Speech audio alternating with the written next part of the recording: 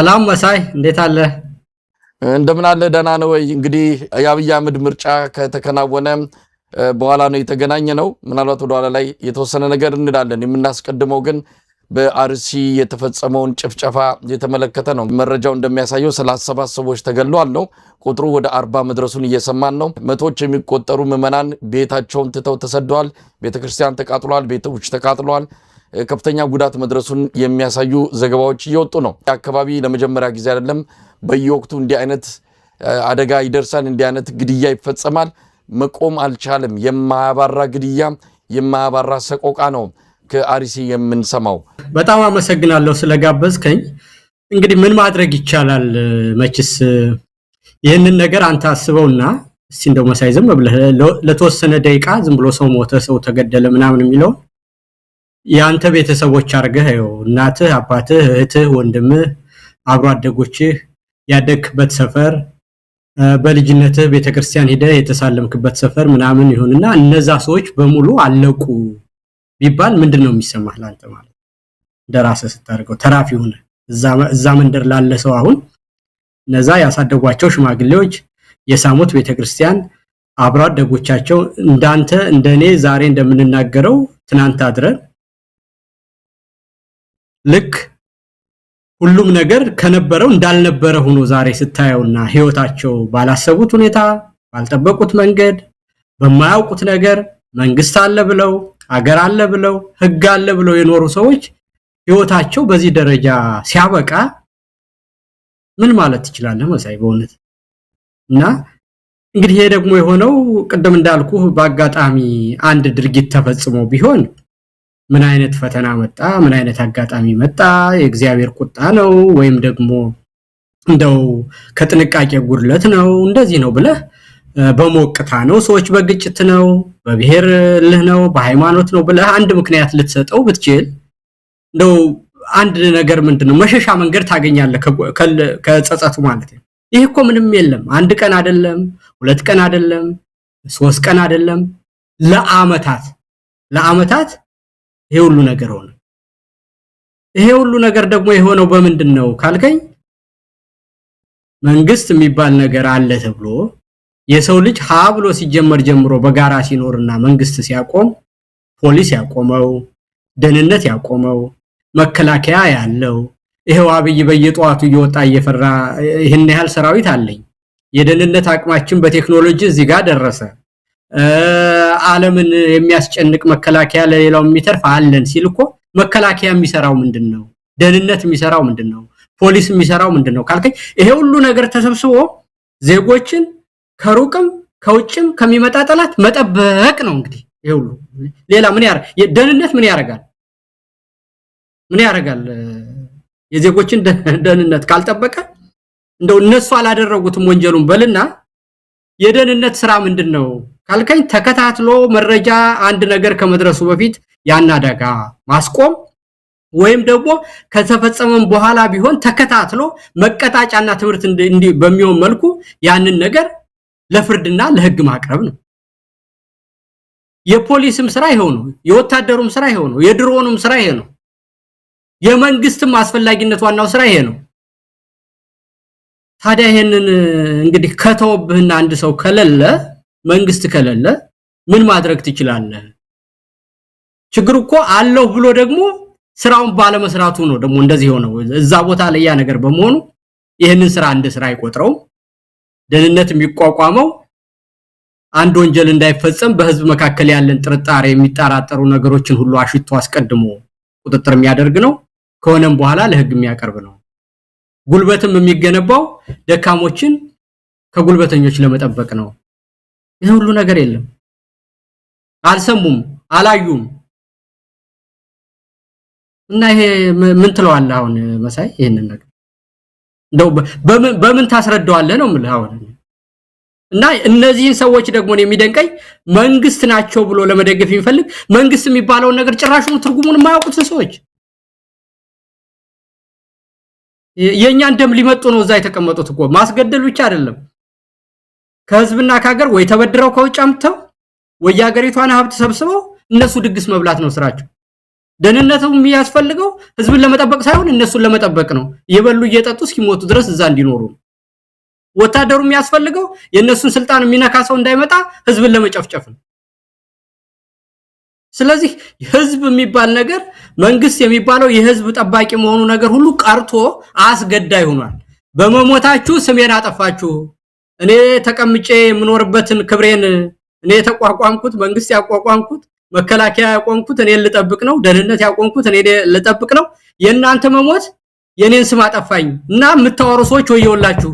ስለሞቱ ሰዎች የምታወሩ ሰዎች የኔን ክብር ልትቀንሱ ነው ተመልከተ የኢትዮጵያ መከላከያ ሁሉ በግብር የተቋቋሙ በምን ያለው አብይን ለመጠበቅ ነው ስንል ይሄ በቂ ማሳያ እና አሁንም ቢሆን እኔ ሌላ ምንም የምለው ነገር የለኝም ከተጀምሮ እስከሚጨረስ ድረስ የሚሆነው ነገር ሁሉ መንግስት ባለመኖር የሚደረግ ነገር መንግስት ሀ ተብሎ ሲቋቋምና ታሪኩም ቲዮሪውም ሲነሳ የተነሳበትን መሰረታዊ ሐሳብ የማያውቁ ያወቁ ማድረግ የማይፈልጉ ደንገጥሮች 4 ኪሎ ላይ ስለተቀመጡ ብቻ የሚፈጸም ወንጀል ነው መሳይ እኔ ሌላ ምን ማለት ይቻላል ይልቃል ላለፉት 8 ዓመታት አይተናል አዲስ ነገር አይደለም አርሲ በተደጋጋሚ ነው አንድ ወር ሁለት ወርም እንኳን ሆኖም ተመሳሳይ እልቂት ከሰማን ስለዚህ ይሄ የማያባራ ልክ እንደ አዙሪት በየጊዜው የሚከሰት ነገር ደጋግሞ በማንሳት የሚመጣ ለውጥ የለም ችግሩን አውቀናል ለአብነት ወለጋ ያለውን ነገር እንመልከት ወለጋ የአማራ ተወላጆች በእንደዛ አይነት መጠን በአሰቃቂ ሁኔታ ሲገደሉ ሚያድናቸው ስለሌለ ራሳቸውን ለማዳን ታጠቁ እውነት ለመናገር አሁን በወለጋ እንደ በፊቱ አይነት ሞት አንሰማም ምክንያቱም ራሳቸው ታጠቁ ዝም ብሎ ቤት ሞት ቁጭ ብሎ ከመጠበቅ እየተዋጉም ራሳቸውን እያዳኑ ባልሞት ባይ ተጋዳይነት ይሄው የሞት ቁጥር ቀንሷል የስደተኛ ቁጥር ቀንሷል የተፈናቃይ ቁጥር ቀንሷል ወለጋ ላይ ስለዚህ እዛም እንዲህ አይነት መፍትሄ ያስፈልጋል አሁን ቤተክርስቲያኒቱ እንኳን አይደለም ልትከላከልላቸው ድምጿን ልታሰማ እንኳን አልቻለችም የሲኖዶሱ ዋና ጻፊ አቡነ ዶስቆሪዮስ የሲኖዶሱ የጠቅላይ ቤተ ክህነት ስራ አስኪያጅ አቡነ ሳዊሮስ መረጃ እንኳን ሊሰጡ ፍቃደኛ አይደሉም ለአብይ አህመድ ጸሎትና ድርግ ጊዜ ግን የሚቀድማቸው የለም አባታችን አቡነ ማቲያስ ናቸው በግላቸው እርግጠኛ ነኝ ሲኖዶሱም ሌሎች አባቶችም ሳያውቁ በራሳቸው ይሄንን ያዘን መግለጫ የሚያወጡት ቤተ ክህነት ዝም ብሏል ቤተ መንግስት ዝም ብሏል ምን ይደረግ በዚህ ወቅት ታዲያ እንደወለጋዎቹ ራሳቸው ማዳን የለባቸውም ዝም ብሎ ሞትን ከመጠበቅ ይልቃል ይሄ ባምን ያነጋግራል ቀደም አልኩ በቃ መንግስት የተቋቋመበት ዓላማ ራሳቸውን ሊጠብቅ ነበር እንደውም ያ መንግስት የተሰጠውን መሳሪያ ይዞ እኛም መግደል ከሆነ ለምን ሞቱ ብሎ በጋራ ለመጮህም የሚያደርገውን ከሆነ ራስን አደራጅቶ ከገዳዩም ራስን መከላከል ነው ከሚገልሰው ራስን መጠበቅ ይሄ የተፈጥሮ የዓለምም ህግ ነው በህግም የተፈቀደ ነው ማለት ነው በዓለም ህግ በተጻፈው ህጎች መሰረት ራስን መከላከል እንደ መንግስትም ሆነ እንደ ግለሰብ መብት ነው እና ይሄንን ማድረግን እኔ እንደውም ዝም ማለቱ ነው የሚደንቀኝ ማለት ነው ሰው አለመደራጀቱና ዝም ብሎ መሞት አለ እንዴ ይሄን ያደረገባቸው መንግስት ምናልባት ካለ በሚል ነበር ስለዚህ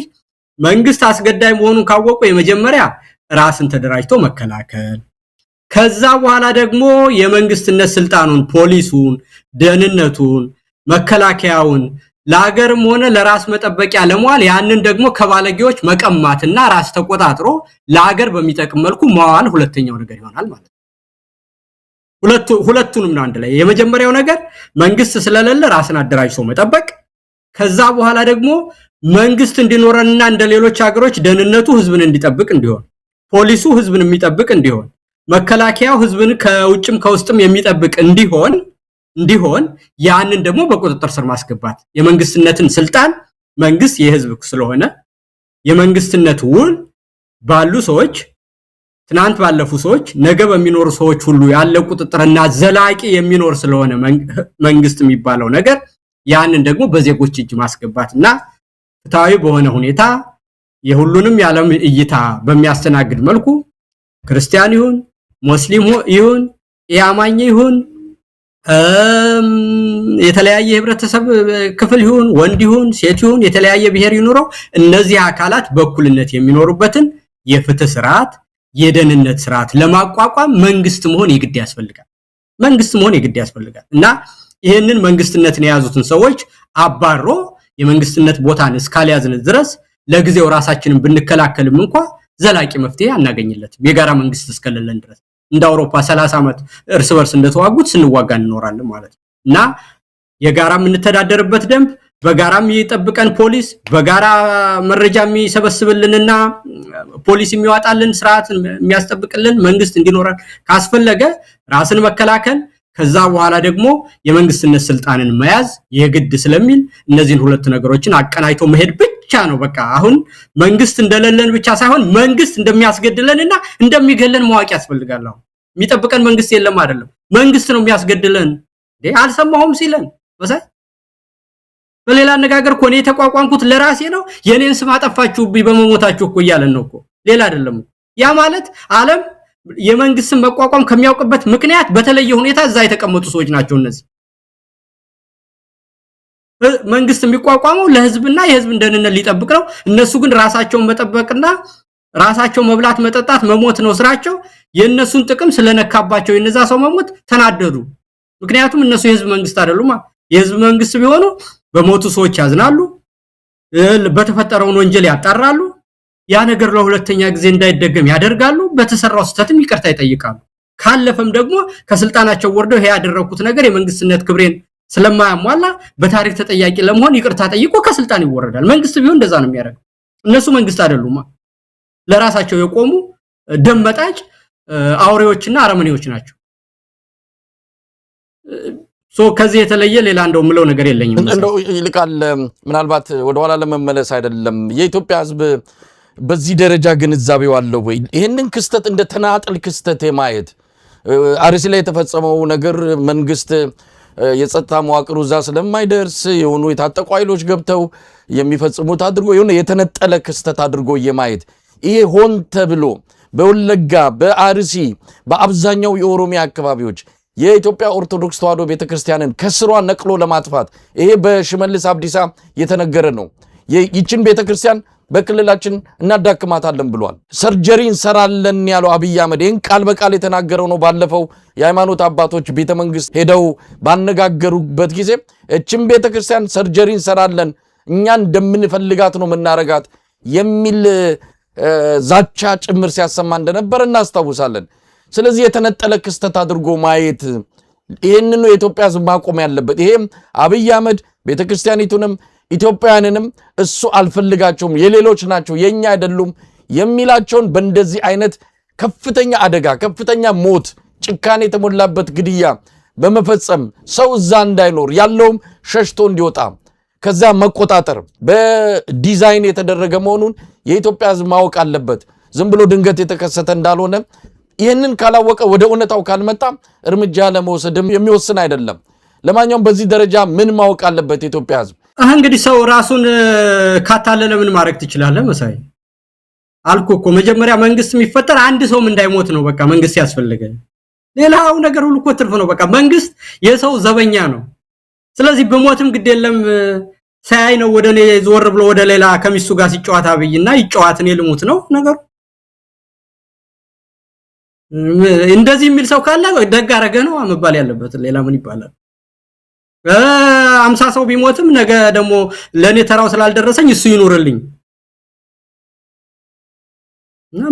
ምንድነው ይሄ ነው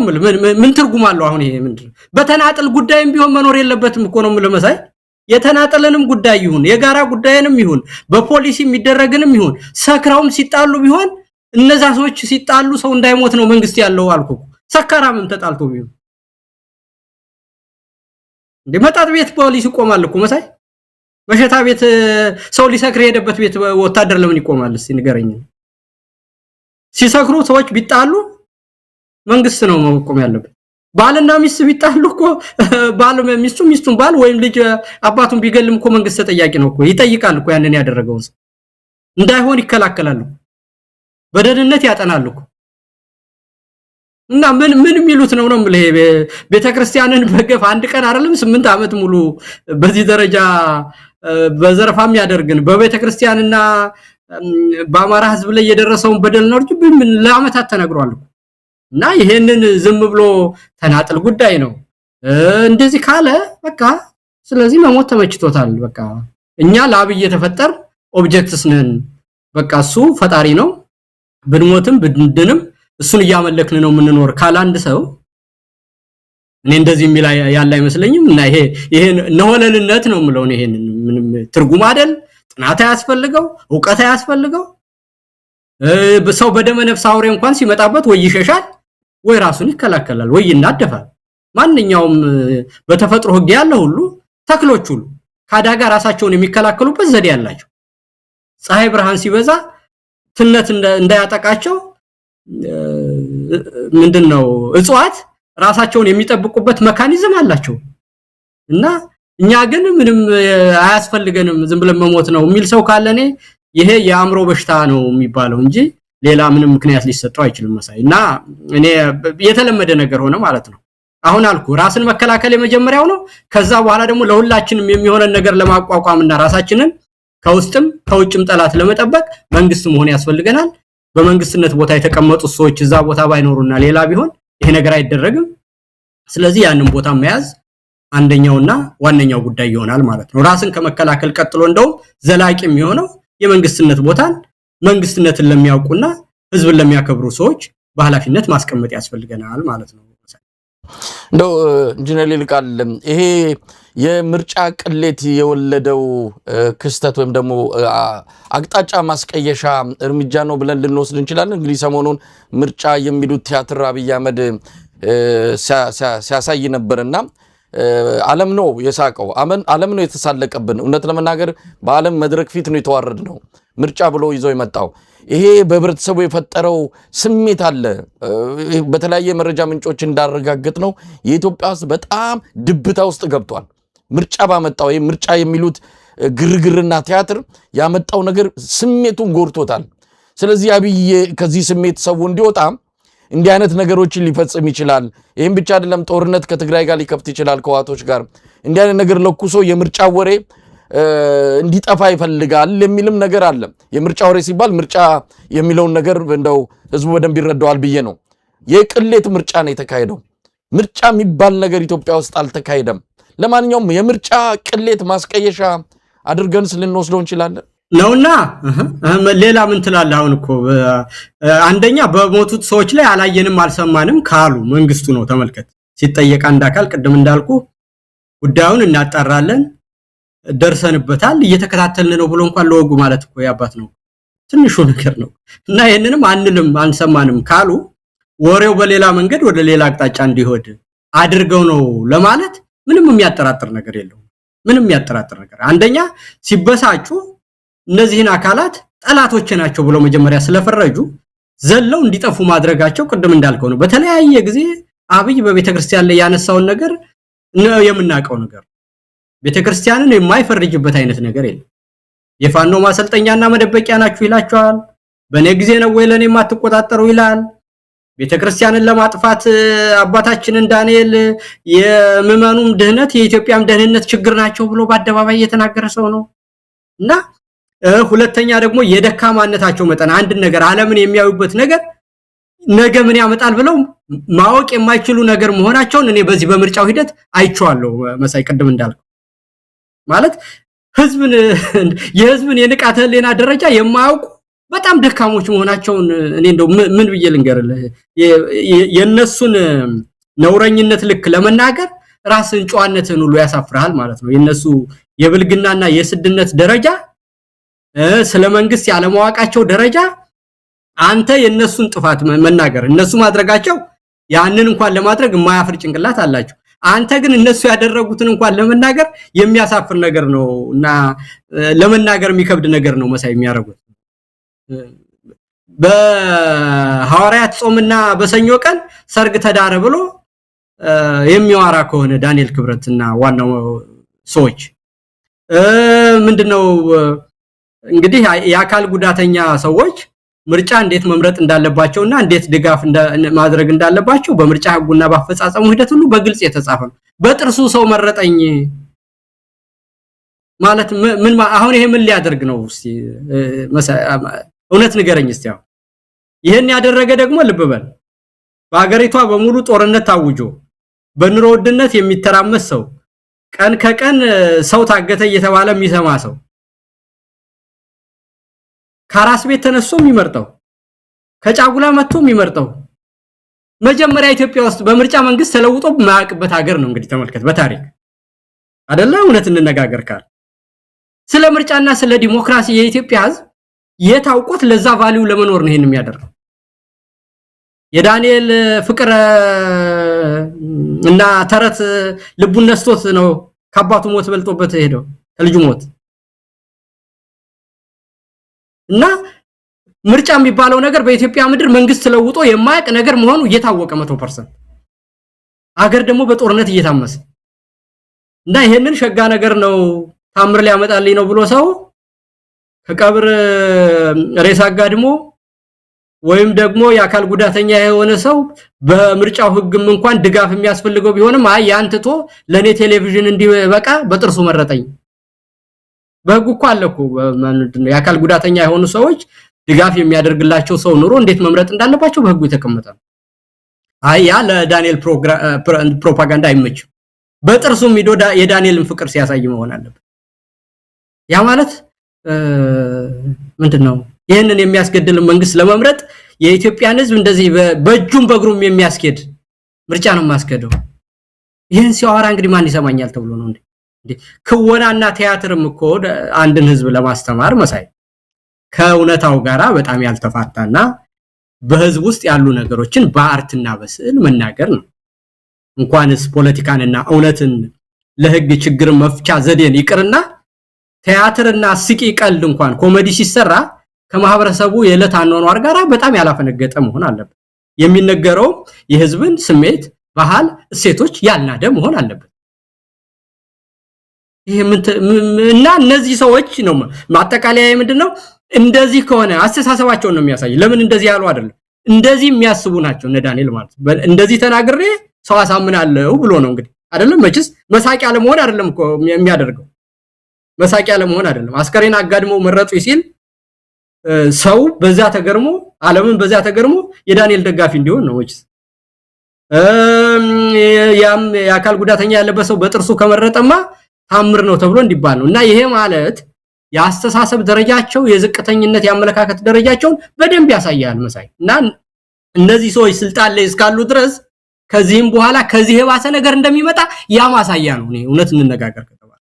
ምርጫ ብለው ለማስፈጸም ያላቸውን አቅም አንዱ ሌላው ሌላ የሚያወሩበትን ነገር ካየ እነዚህን ሰዎች እዛ ቦታ ላይ እስካስቀመጥኩ ድረስ ገና ማት ይመጣል ምክንያቱም እንዴት እንደሚያስቡ እንዴት እንደሚሰሩ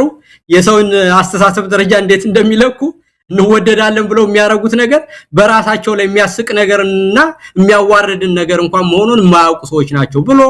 እነዚህን ሰዎች በጊዜ ተቀልሎ በጨርቅ መቅበር ነው የሚያስፈልገው ሌላ መፍትሄ የለውም መሳይ ይልቃል በጣም አስቂኝ ነገር ስለሆነ ነው በመሐለም ፈገግ ያሰኘኝ ነበር ሰሞኑን ከምርጫው ጋር ተያይዞ በኢትዮጵያ ቴሌቪዥን መንግስት በሚቆጣጠራቸው መገናኛ ብዙሃን የምንሰማቸው ነገሮች እውነት ለመናገር አንዳንዴ እውነት ነው ጆሮአችን እስከመጠራጠር ደርሰናል ዳንኤል ክብረት የሚጽፋቸው የእንስሳት ታሪኮች አሉ ተረት ህፃናትን ተረት እየነገርክ የምታጫውትበት ድሮብና አባባ ተስፋዬ ተረት ብለው የሚነግሩ እንደዛ አይነት የህዝብ ንቀታቸው አንዳንዴ በእርግጥ አቅማቸው ሊሆን ይችላል የብልጽግና ሰዎች የአይኪው ደረጃቸው ምናልባት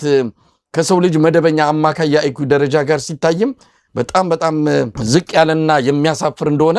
ሰሞኑን ካደረጉት የምርጫ ቅስቀሳ እንበለው ወይስ ምንድነው የምርጫ ኮሜዲ ነው አንዳንዴ የቀለዱ ነው እንደው ሊያዝናኑን ፈልገው ካልሆነ በስተቀር የምራቸውን አይደለም እስክንል ድረስ አንተ የተቀስካቸው ጉልኮስ ነቅሎ ሊመርጥ መጣ ማለት ምን ማለት ነው ያን ጉልኮሱን የነቀለው ሐኪም በሙያ ስነ ምግባር እኮ ይጠየቃል ጉልኮስ መንቀል እኮ ዝም ብሎ ተራ ክስተት እኮ አይደለም ለዛውም ለዚህ ምርጫ ማለት ነው ለአብይ አህመድ እንዲህ አይነት ምርጫ እንበለው ቅርጫ ስንት ስምም አተንለታል ጉልኮስ ነቅሎ መጣ ብሎ ይሄንን በቴሌቪዥን መስኮት አይኗን ሳይርገበገብ የምታወራ ጋዜጠኛ እኮ ነው ያለበት ሀገር እኮ ነው ኢትዮጵያ እንዲህ አንድ የት ነው ደቡብ ኢትዮጵያ ነው የት ነው ሚስቱ አራስ ናትና የሁለት ቀን አራስ ሚስቴን ትቼ ነው መጥቼ መረጥኩት አለ እሱን አቀረበው የሁለት ቀን አራስ ሚስቴን አለ እና ታዲያ እሱ ያጠባል ያርሳል ወይስ ምንድነው ወልዷል እሱ ምን ማለት ነው? ያው ምንድነው ይሄ ለኢትዮጵያ ህዝብ ምን ተብሎ ነው የሚነገረው እንዴ? ቀደም ሲል ያልከው ነው ሁለት እጅ የለውም አለ ዳንኤል። ሰውየው ሁለት እጅ የለውም ለምርጫ ካለው ጉጉት የተነሳ በጥርሱ ካርዱን ይዞ መጥቶ መረጠ አለ። እረቶ ግድ የለም ዳንኤል። እንዲህ አይነት ነገር ይሄ በጣም በጣም አሳፋሪ እኮ ነው። የነሱን ደረጃ ብቻ ሳይሆን መንግስት ናቸውና ኢትዮጵያንም ምን እንደምትመስል ለዓለም እኮ ያጋለጠን ያለው ይልቃል። ብዙ ነገሮችን ማንሳት እንችላለን። አባቷ ሞተው ቀብራ ከቀብር ቀጥታ የመጣችው ምርጫ ጣቢያ ነው። ዛሬ እንግዲህ እንደምታየኝ ከሀዘን ላይ ተነሳው ዛሬ ነው አባቴን የቀበርኩት። ግን በቃ ከሀገር የበለጠ ነገር የለም። አንድ ድምጽ ዋጋ አላት። ነገ ለልጆቼም ስለሚጠቅም ለኔም ይጠቅመኛል፣ ለልጆቼም ለሀገሬም ብዬ ድምጽ ልሰጥ መጣ። ይሄንን ወጣ ስትናገር እልል ብለው ያቀርባሉ የብልጽግና ሚዲያዎች። አንድ ደግሞ በጣም የገረመኝ ምጧ መጥቶ ይላል። ሰው ምጡ ሲመጣ ወደ ሆስፒታል እንጂ ወደ ምርጫ ጣቢያ አይሄድም። ምጧ መጥቶ ግድ የለም ይሄንማ ሳልመርጥ ሳያመልጠኝ ልጅ አልወልድም ብላ ከነምጧ መጣች። መርጣ በአምቡላንስ ተጨና ተመልሳ ወደ ሆስፒታል ሄደች። እንዴ እብደቱ በዚህ ደረጃ ነው። ለማንኛውም ብዙ አስቂ ነገሮችን ያየ ነው፣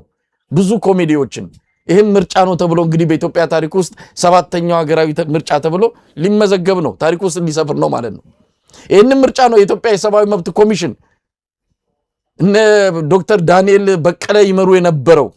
ይነስም ይብዛ በዛን ወቅት ላይ ገለልተኛ ሆኖ ትክክለኛ ሪፖርት ሲያቀርብ የነበረው የኢትዮጵያ የሰብአዊ መብት ኮሚሽን ሰላማዊ ዲሞክራሲያዊና አካታች ምርጫ ነው ብሎ በይፋ የገለጸው። ኡሁሩ ኬንያታ የሚመሩት የአፍሪካ ምርጫ ታዛቢዎች ቡድን ኢትዮጵያን ልትኮሩ ይገባል ብለው የገለጹት ይህንን ምርጫ ነው።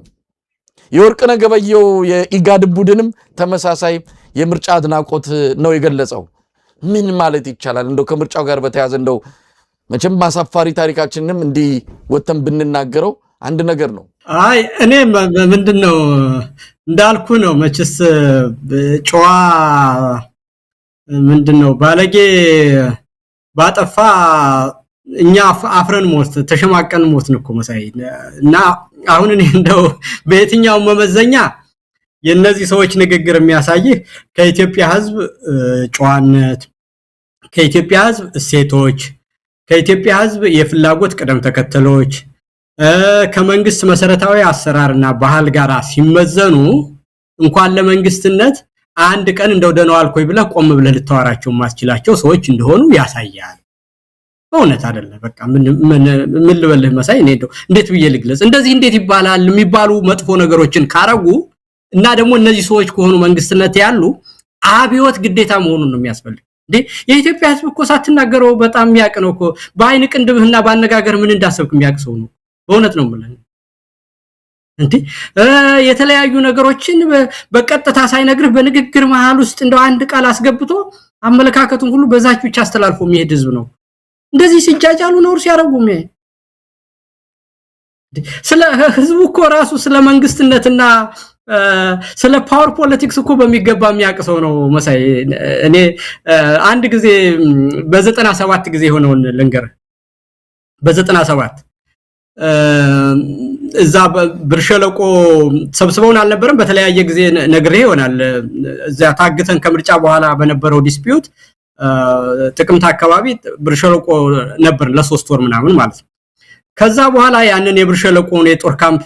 ለስልጠና ሲፈልጉት ለወታደር በየአካባቢያችን ወደ የመጣንበት እስረኛው በተኑት ማለት ነው። ከጎንደር የመጡትን ወደ ጎንደር፣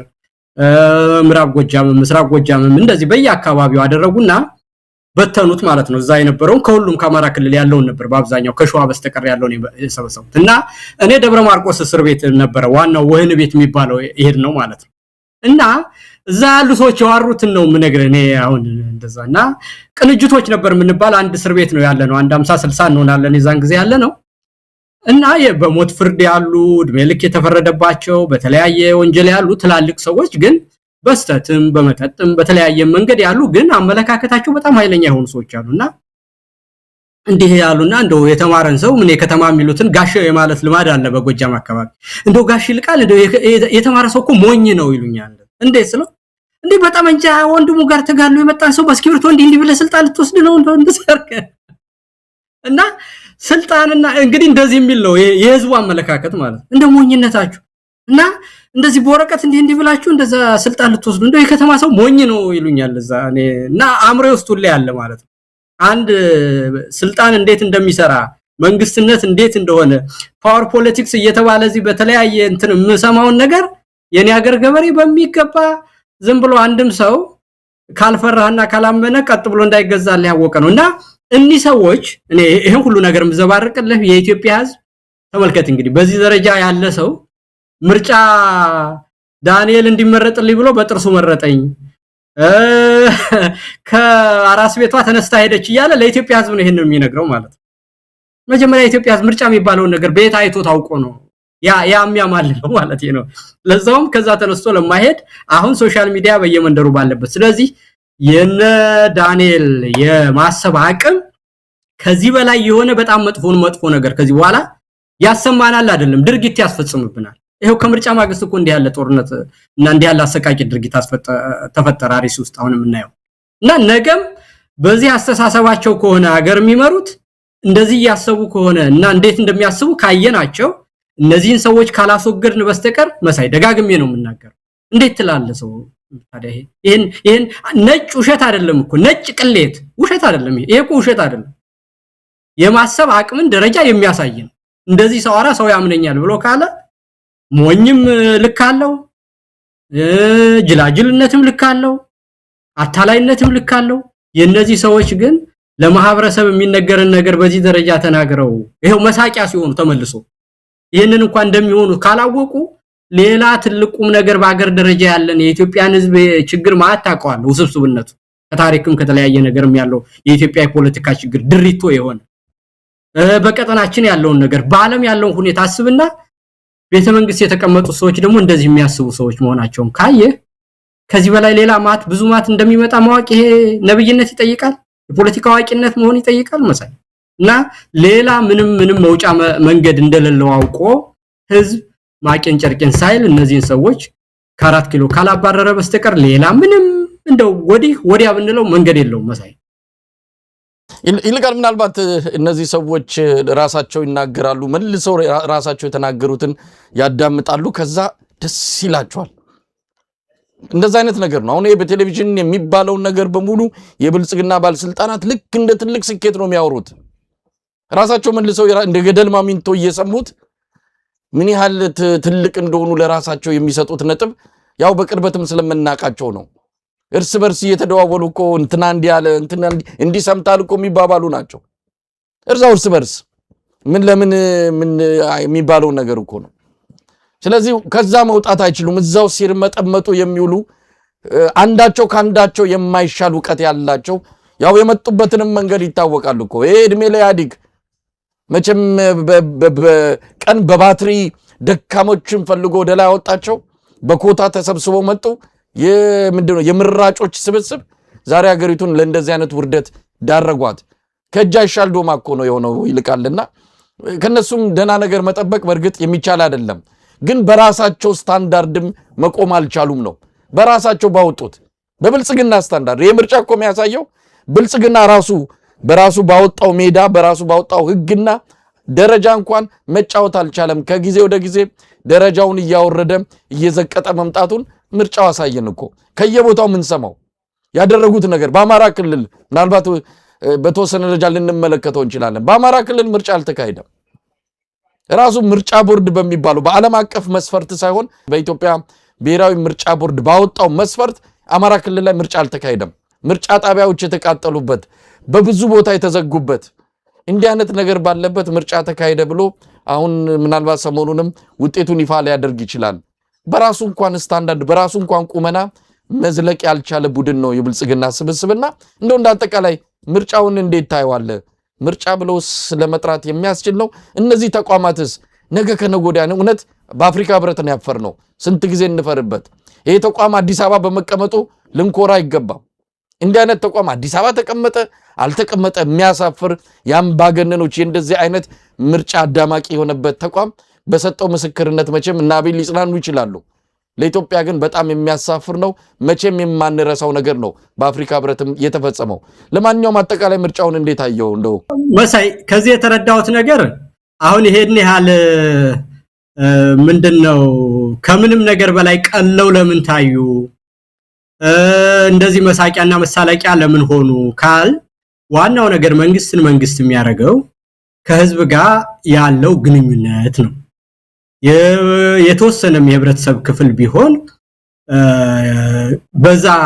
የፖለቲካ አመለካከት በዛ ሪዮት ዓለም በዛ አስተዳደር ጥቅሜንና ፍላጎቴን ያስከብርልኛል ይሄ መንግስት ብሎ የሚያምን የተወሰነ የህብረተሰብ ክፍል ሲኖር ነው። አምባገነንም ይሁን በብሔር የተደራጀም ይሁን ንጉሳዊም ይሁን ለመኖር መሰረቱ ያ ከህዝብ ጋር ያለው ግንኙነት ነው። አሁን ባየንበት ሁኔታ ግን ያየነው ምንድነው ካልከይ መሳይ እነዚህ ሰዎች ከህዝብ ጋር በሙሉ የተነጠሉ መሆኑ የሚያወሩት ነገር የሚናገሩት ነገር ለማድረግ ብለው ለማስፈጸም በሄዱበት በአማራ ክልል በዳታ ስታየው 97% ቦታ ላይ ምርጫ የሚባለው ነገር ቴክኒካሊ አልተደረገም አልተከናወነም ጭራሽ ማለት ነው። ይሄ አምባገነኑ ኖታች ድረስ አስገድዶ ማድረግ ወይም ደግሞ በምርጫው ቦታ ላይ እንደተደረገ መቁጠር ሌላ ነገር ነው። ግን በድርጊት ደረጃ እዛ ቦታ ላይ 97% በሚሆነው የአማራ ክልል ቦታ ላይ ምርጫ መደረግ በሚገባው ቦታ አልተደረገም የምርጫ ክልሎች ላይ ማለት ነው። ይሄ ማለት እንግዲህ በአፈጻጸም የሚያስፈጽምበት የመንግስት መዋቅር እንደሌለው ሁለተኛ ነገር ደግሞ የሚዋራው ነገር ሁሉ ጆሮን ጭው የሚያደርግና የሚያስቅ ከሆነ የሚያነሳቸው ሐሳቦች ሁሉ በህዝብ ልቦናና አእምሮ ውስጥ አድረው ልብና አእምሮውን ይዘው ነገ ህዝብ ከጎኑ እንዳይሰለፍ የበለጠ አብሮት ያሉ ሰዎች እንኳን እንዲያፍሩበት ያደረገ ነገር ነው። ስለዚህ ይሄ መንግስት የሚኖርበት ይሁንታና ቅቡልነት የሚባለው ጨርሶ ማለቁን አረጋግጦልናል። ሁለተኛ ነገር ደግሞ ይሄ ኢቨንት ራሱ በደገሰው ድግስ ዓለም የኢትዮጵያ ውስጥ ያለው መንግስት ምን እንደሚመስል እንዲያይና በአጠቃላይ በዓለም ላይ ያሉ የሰብአዊ መብት ድርጅቶች ሚኒስትሪ ሚዲያዎች ታዋቂ መጽሔቶች ሁሉም ይሄ ነገር በመኖሩ የፈለከውን ያህል ኢቨንት ብትፈጥር አሁን ስለ ኢትዮጵያ አንድ ሳምንት ሙሉ እንዲወራና መወራት ብቻ አይደለም ትክክለኛው የመንግስት ገጽታ ለዓለም እንዲታይ ያደረገ ነገር ነው ማለት እና እነዛ ሁሉ ነገሮች እንዲሰሩ ስላደረገ የነሱም ደግሞ ምንነት በሚናገሩት ነገርና በሁኔታው እንዴት እንደሆኑ እንዲወጣ ስላደረገ በሌላ መንገድ ደግሞ በተግባር በተጨባጭ ደግሞ መሬት ላይ ምንም ነገር ማድረግ እንዳልቻሉና 97% የሚሆነውን የአማራ ክልል ውስጥ ምርጫ ማድረግ እንዳልቻሉ ቢያንስ በተጨባጭ ማውቀው ነው ነገር። ከዛ በኋላ ደግሞ እንግዲህ በኮታ ነው መንግስቱ ያለው አይደል መሳይ በኮታ አይደል የተዋጡት የአማራ ተወካይ እንግዲህ ተብለው እኮ ነው ዳንኤል ክብረትና ተመስገን ጥሩነህ ያሉ አይደለ እና እነዚህ ሰዎች የሚያወሩትን ነገር በሚዲያ ያያቸው እንግዲህ አሁን ምርጫ ተካሄዶ መንግስት ምንድነው ህዝብ ምንድነው የህዝብ ቅቡልነት ምንድነው የሚለው ስታይኮ አሁን ተመስገን ጥሩነህ የአማራን ህዝብ ታሪክ አስብና ጥንታዊነቱን ህግ አክባሪነቱን ለሀገር ያሳለፈውን ነገር ያለውን የስነ ጽሁፍ የታሪክ የብሂል የነዛን ምቅ ሀብቶች ሁሉ አስብና የሚናገረው ነገር ይኸው እንግዲህ የአማራ ተወካይ ተብሎ ተመስገን ጥሩነህ ምክትል ጠቅላይ ሚኒስትር ኢትዮጵያ ውስጥ የሆነ ሰውዬ በገጹ የሚለው እኔ እኮ ቀደም ብያለሁ እኮ እንደው አንዳንዶቹ የነሱን ስም ለማጥፋት የሚዲያ ሰዎች ሳቦታጅ አርገዋቸው ነው እንኳን እንዳትል እኮ ነው ራሳቸው በገጻቸው ዳንኤል ክብረትና ተመስገን ጥሩነህ እንደውም አሁን እኔ አብይ ሳይሻል አይቀርም እውነት ነገር አይካልከ እኔ አሁን በሚናገሩት ነገር አብይ ቀጣፊ ነው አታላይ ነው የሆነው ነገር ሁሉ ራስ ወዳድ በመሆኑና ስስታም በመሆኑ እዚህ ደርሷል። በሁሉም ነገር ውስጥ በጣም አስነዋሪ ሰው እንደሆነ አውቃለሁ። የተመስገንንና የዳንኤልን ያህል ግን ወራዳ ሆኖ አላገኘሁትም በዚህ ምርጫ ውስጥ እውነት ነገር አይካልከ እና እነዚህ ሰዎች የአማራ ተወካይ ናቸው። አማራን ወክለው ኢትዮጵያን በታሪክ እያስተዳደሩ ታዲያ እንደዚህ ከሆነ እነዚህን ሰዎች እንድናይ ካደረገን መልሱ ማለት ነው የአማራ ተወካዩ እንዴት እንደሚያይ ተመስገን ጥሩነህ በፌስቡክ ገጹ የሚለጥፈው ሰዎች እኮ እንትን ይያሉ ይልኩልኛል እኮ መሳይ ለኔ በዋትስአፕ አይዋለሁ የዳንኤልንም እንዲህ ያለ ተብሎ ሰማለሁ። አብይም እኔ የሚያሳዝነኝ ምንድነው የሚያሳስበኝ አሁን ህዝቡ ሳይሆን የተመረጠው ሰው ነው አለኮ በቃ ይሄ ህዝብ የመረጠው ሰው እንደዚህ ነው አለ ተብሎ አንድ 5 ደቂቃ እንትን ተቆርጦ አይቻለሁ። ያ ማለት ይሄው እንግዲህ 38 ሰው ዛሬ ሲሞት ምንም አይልም እሱ እንደዛ ተመረጥኩ ካለ በኋላ ማለት እና እነዚህ መሆናቸውን እንድናይ ስላደረገን በድምሩ ይሄንን ምርጫ በአንድ መልኩ ልናመሰግነው ያስፈልጋል። ዓለም እንዲህ አድርጎ እንዲያይ እነዚህ ሰዎች ራቁታቸውን የቀሩ ምን ያህል ወራዳ ሰዎች ቤተመንግስት እንደተቀመጡ